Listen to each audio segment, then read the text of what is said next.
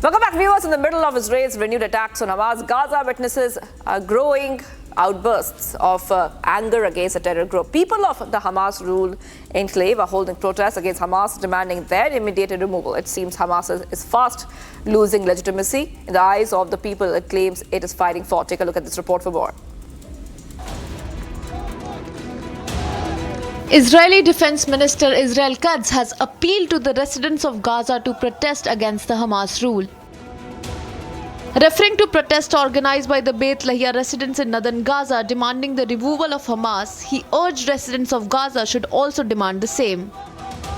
תלמדו מתושבי בית לאהיה, כפי שהם עשו, תדרשו גם אתם את סילוק החמאס מעזה ואת השחרור המיידי של כל החטופים הישראלים. זאת הדרך היחידה להפסיק את המלחמה. They chanted anti-war slogans and held signs saying "Stop the war" and "We refuse to die." Protests are now erupting in different parts of Gaza against the Hamas. Palestinians are coming out and demanding the end of Hamas rule in Gaza. Meanwhile, Israel has intensified its attack on Hamas terror group. At least 792 people had been killed and more than 1,000 injured since the Israeli military resumed intense airstrikes across Gaza from March 18, breaking a 2-month ceasefire. The Israeli defense minister also warned that IDF will soon operate with full force in Gaza, and he has advised residents to evacuate the combat zones.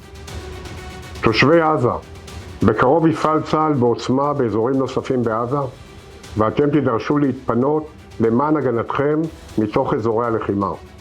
התוכניות כבר מוכנות ומאושרות.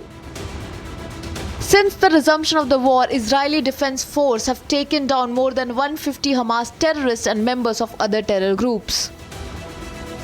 Meanwhile, the raging anger amongst Palestinians against Hamas has reached to a boiling point. The terror group's legitimacy in the eyes of the Palestinians is now getting challenged.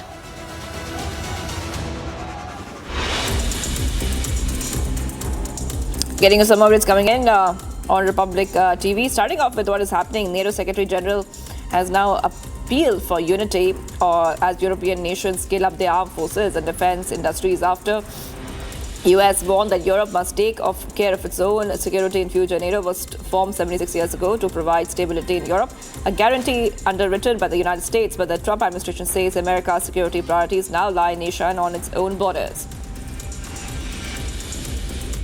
Professor, I know there are questions about the strength of the transatlantic bond and the United States' commitment to European security.